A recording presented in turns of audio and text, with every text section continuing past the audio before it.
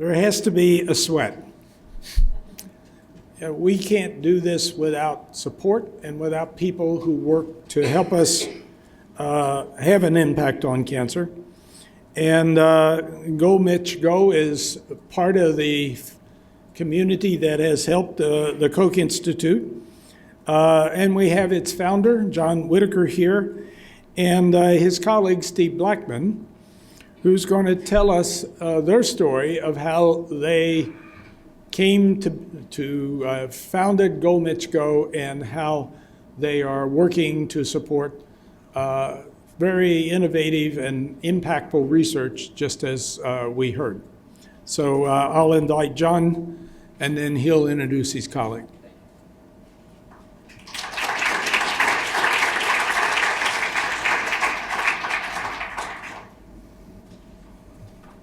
Am I on? Test. Okay.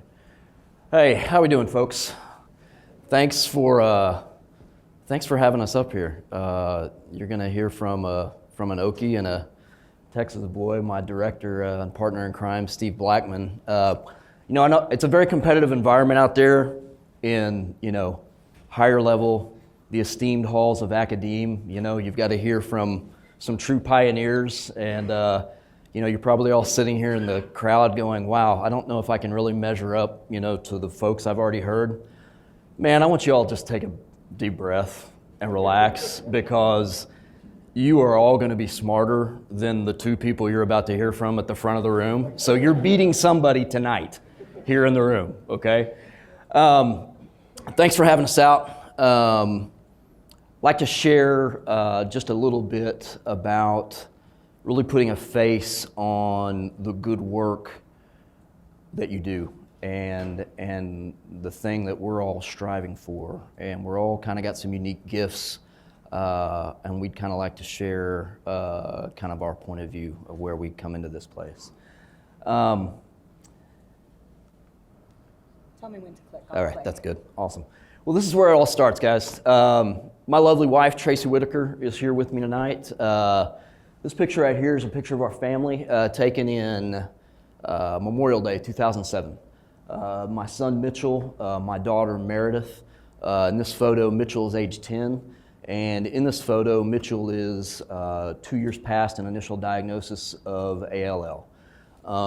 Unfortunately, in this photo, we also know that Mitchell has relapsed. And in many of these photos you're going to see as I talk to you tonight, 25 days after these photos were taken, Mitchell had passed away from a secondary fungal infection in addition to the ALL. Just got on a cycle where you can't fight both at the same time, and that's kind of how we end up having this discussion with you tonight. And quite frankly, as much as I appreciate all the good work you do and the good work that our foundation has done, as a father, there's a lot of places that I would much rather be than sharing a story of this nature. So this is us, and we're like many of the families out there. Every 10 minutes, a young person under the age of 20 passes away from blood and bone related cancers. Every 4 minutes, another new case is diagnosed. It's the #1 cancer killer of young people in that age group. We find that those numbers are unacceptable, and we have intended to try and do something about it. So can you hit me with the next slide, please? So let's talk about Mitch. I love talking about Mitch. Mitch is our firstborn, my only son. Fantastic young man, very intelligent, very fiercely competitive, excellent athlete, and kind to others. And so while there are many things that we all like to try and write our own story, we all think all this time and all these opportunities that we have, that this life is truly our own. You really need to take advantage of the time that you've got. And I believe that we're all here together right now to take advantage of some opportunities. Mitchell is an amazing kid. You know, even losing him at age 10 is certainly not how I would have written his story as a father. But at the end of the day, all that I've really been concerned about is whether or not I've got a child who's got a relationship with Christ and a child who leaves a legacy of good for other people.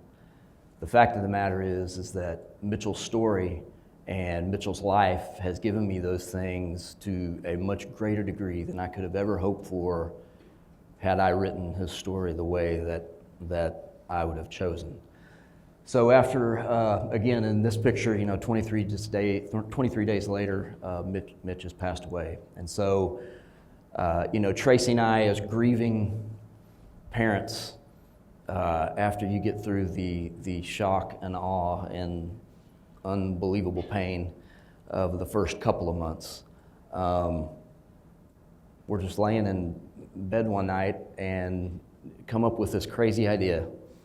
Like, maybe starting a cancer center in a converted candy factory, that, in order to honor his life, we're going to try and raise $1 million for blood and bone cancer research in his lifetime, which seemed nuts.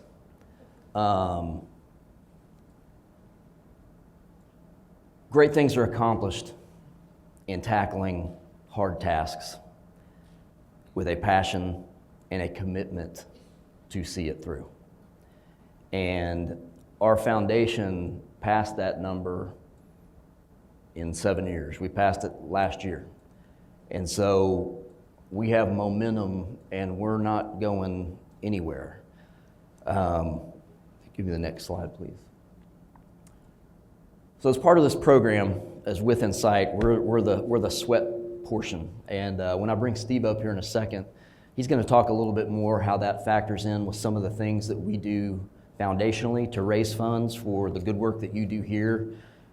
We also fund things through the Leukemia Lymphoma Society. We provide direct assistance to families.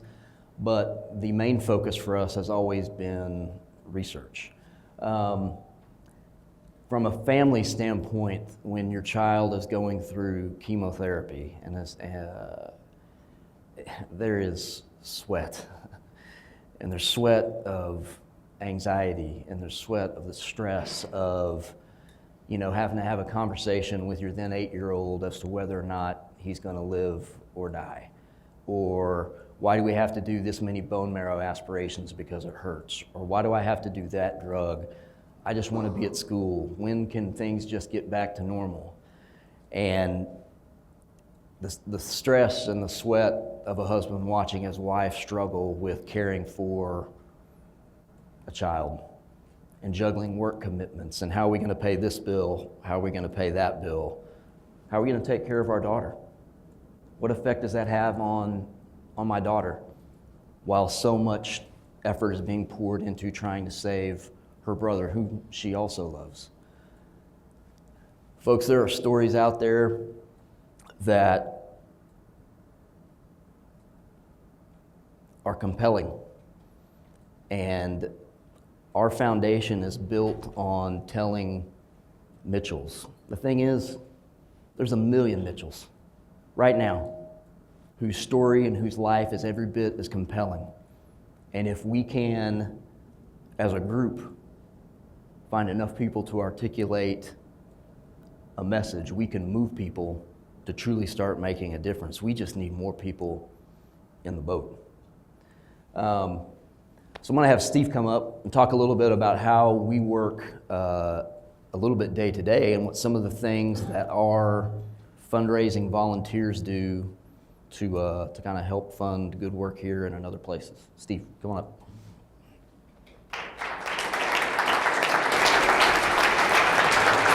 Can y'all hear? So, sweat is our equity. It's what we can provide. We don't have the intellect. I don't have the intellect.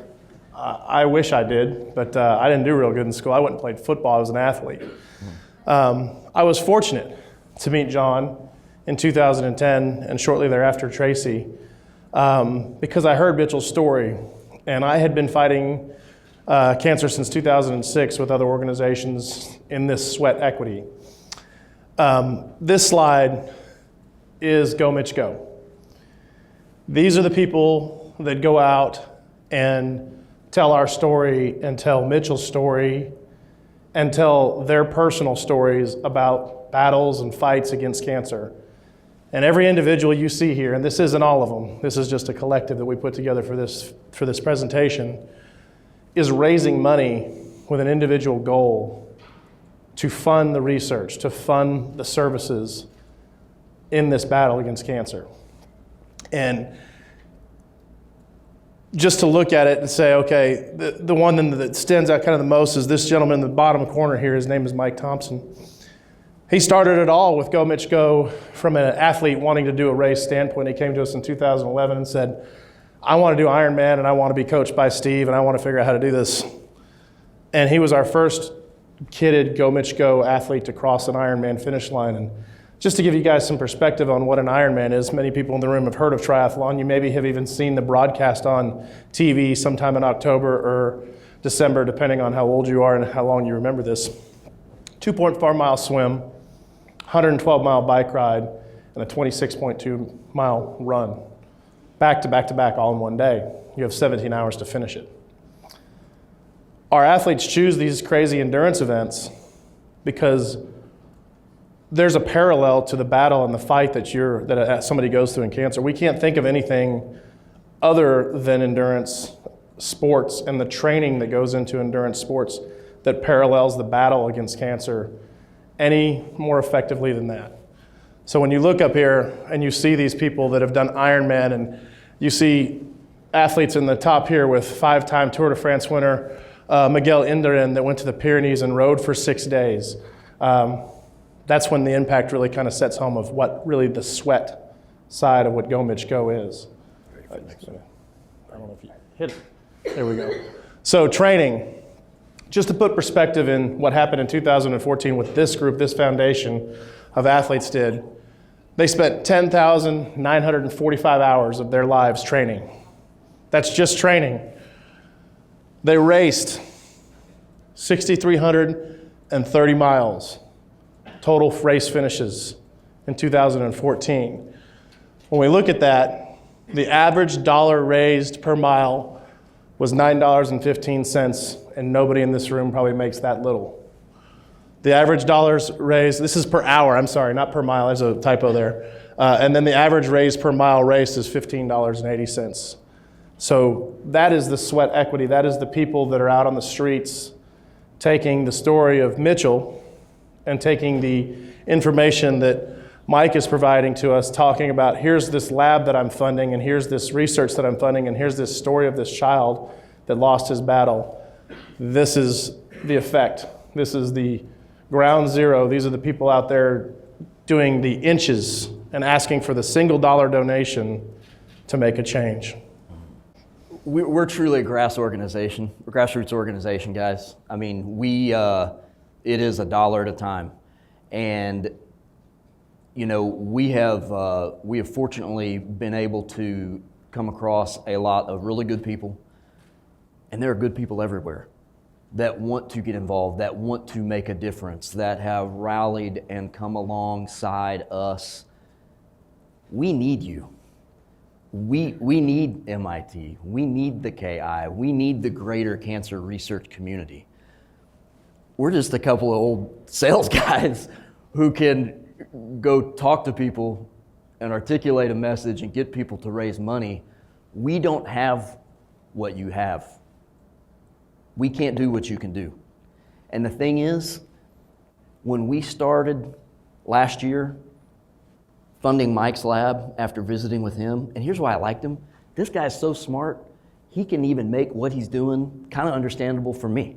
So I'm like, that's got to be our guy.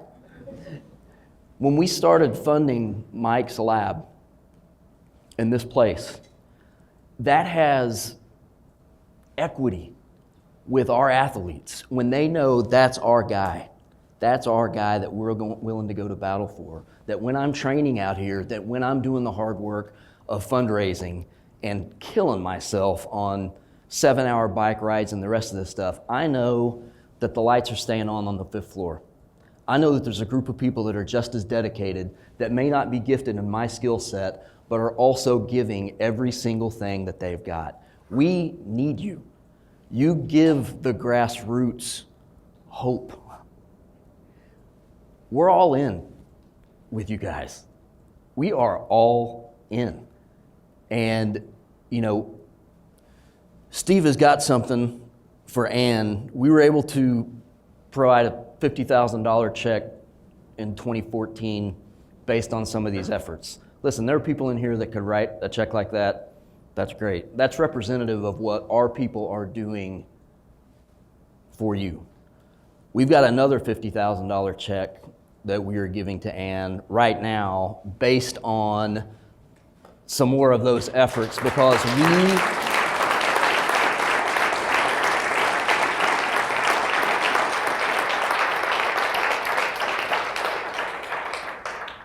the amount, it doesn't matter. What that represents is our best.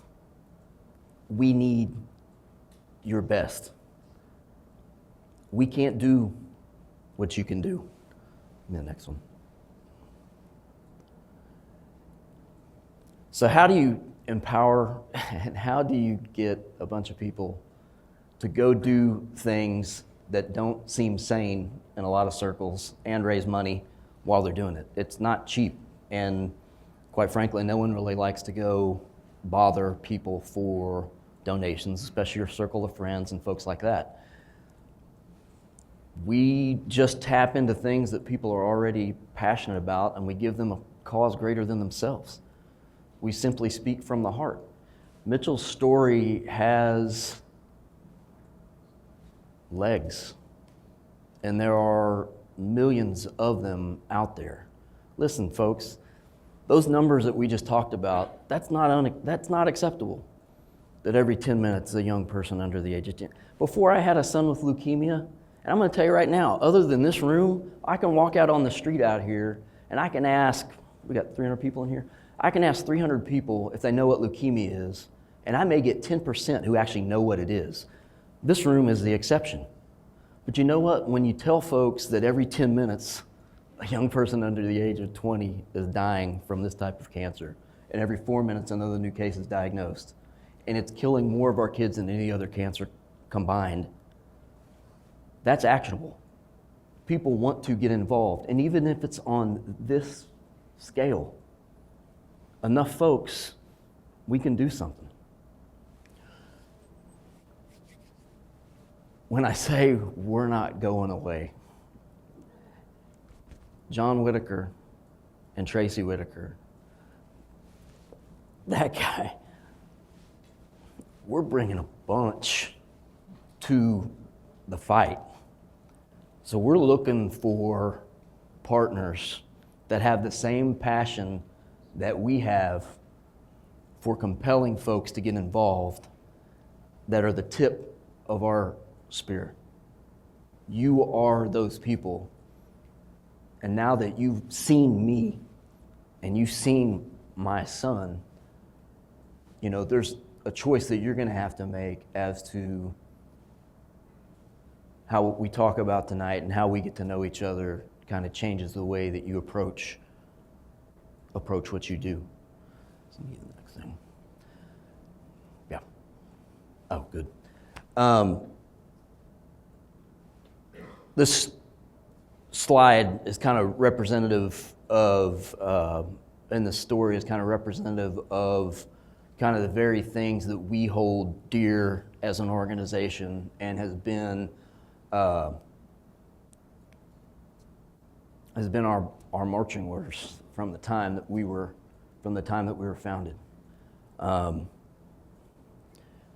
When we knew that we were going to lose our son, and we had to make the decision that no parent ever wants to make, that we're going to have to let him go, because we're not coming back here.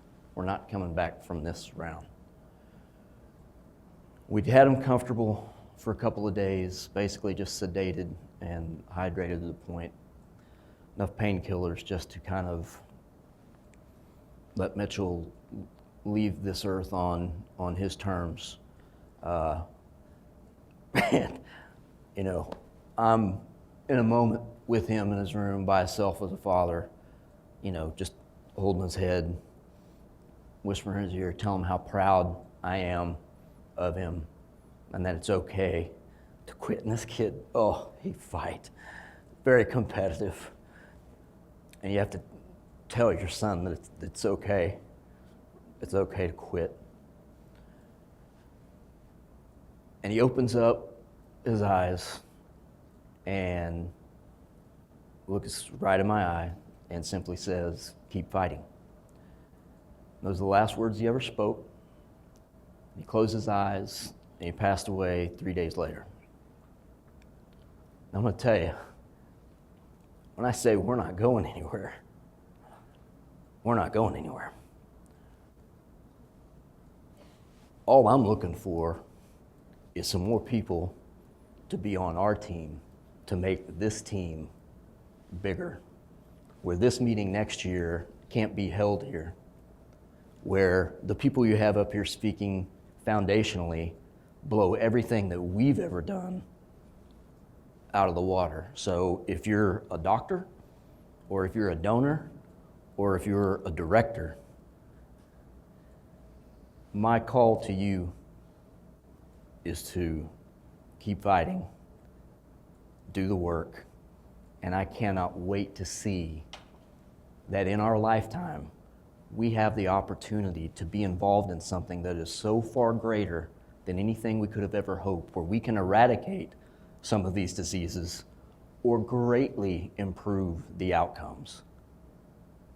That's something I want to be involved in, and I hope all of you continue to join us in the fight. Thank you for your time.